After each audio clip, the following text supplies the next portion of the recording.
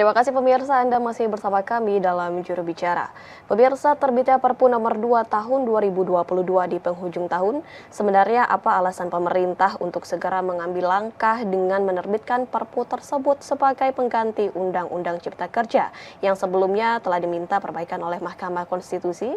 Masih bersama kami, Dirjen IKP Kemenkominfo Republik Indonesia, Bapak Usman Kansong. Pak Dirjen, sebenarnya apa alasan pemerintah untuk segera mengambil langkah penerbitan Perpu tersebut, Pak? Ya, sebelumnya saya ingin mengatakan bahwa betul sekali Bilkis seperti yang tadi Anda sampaikan bahwa PPKM ini sebetulnya juga untuk menggeliatkan ekonomi kita. Ya, ekonomi kita ini kan belum sepenuhnya menggeliat karena COVID begitu, bahkan terhenti. Dan dengan dicabutnya PPKM, mudah-mudahan dan mestinya memang ekonomi kembali menggeliat. Ya, tetapi sebelum kita betul-betul rampung COVID-nya begitu kan, kita sudah menghadapi tantangan baru, ya tantangan geopolitik, ya misalnya perang Rusia Ukraina yang menyebabkan ketidakpastian ekonomi, ya sesuatu kondisi atau kegentingan yang eh, kita perkirakan ya akan mengganggu pemulihan ekonomi kita.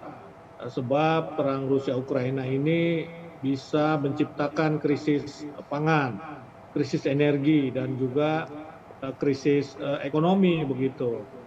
Nah, krisis-krisis tadi tentu saja adalah sebuah kondisi yang darurat yang memaksa kita semua pemerintah terutama untuk mengambil langkah-langkah strategis yang dalam hal ini adalah penerbitan Perpu, ya peraturan pemerintah pengganti undang-undang Ciptaker, ya karena kita tahu kemarin ini kan undang-undang Cipta Kerja dinyatakan inkonstitusional bersyarat.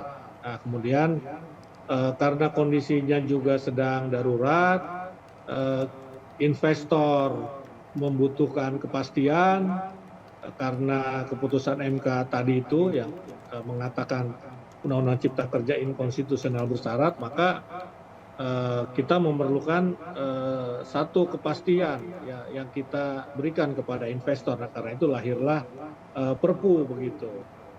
Nah, kemudian dengan adanya Perpu, maka menggugurkan ya, status inkonstitusional bersyarat. Dan Perpu itu menggantikan Undang-Undang Cipta Kerja yang dinyatakan inkonstitusional bersyarat itu begitu.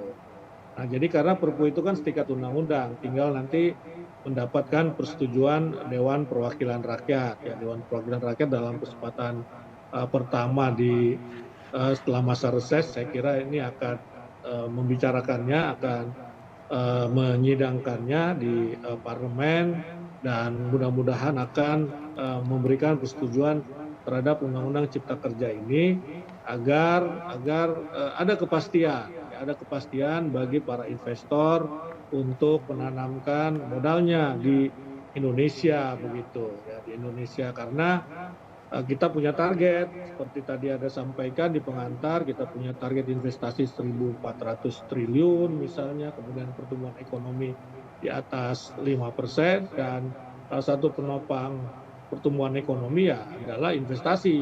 Ya, investasi itu akan menciptakan lapangan pekerjaan. Ya, lapangan pekerjaan itu tentu saja akan meningkatkan daya beli masyarakat yang mendapatkan pekerjaan tersebut. Begitu. Jadi ini berantai efek positifnya ini dari Perpu Cipta Kerja kemarin sudah diterbitkan oleh pemerintah. Nah, kemudian ya berdasarkan teori hukum begitu ya, penentuan keadaan genting adalah hak subjektif presiden, yang kemudian presiden nanti akan menjelaskannya atau melalui Menteri Hukum dan HAM dalam sidang DPR, dalam proses legislasi, dalam proses mendapatkan persetujuan ya di masa sidang berikutnya. Jadi keadaan genting, ya keadaan darurat atau kegentingan yang memaksa itu adalah hak prerogatif subjektif atau hak subjektif presiden begitu. Baik, dengan melihat kondisi darurat situasi geopolitik saat ini, kemudian juga untuk mempertahankan inflasi agar tidak melonjak tinggi, sehingga pemerintah ini mengambil langkah strategis dengan menerbitkan Perpu untuk membuka peluang investasi dan juga membuka peluang-peluang positif lainnya untuk tetap terus meningkatkan pertumbuhan ekonomi yang ada di Indonesia ya Pak Dirjen. Kemudian kita Ya, semua ingin tahu Pak Dirjen bagaimana kemudian nasib dari Undang-Undang Cipta Kerja yang telah dinyatakan oleh MK ini inkonstitusional. Namun kita harus jeda terlebih dahulu Pak Dirjen. Tetaplah bersama kami dalam Juru Bicara.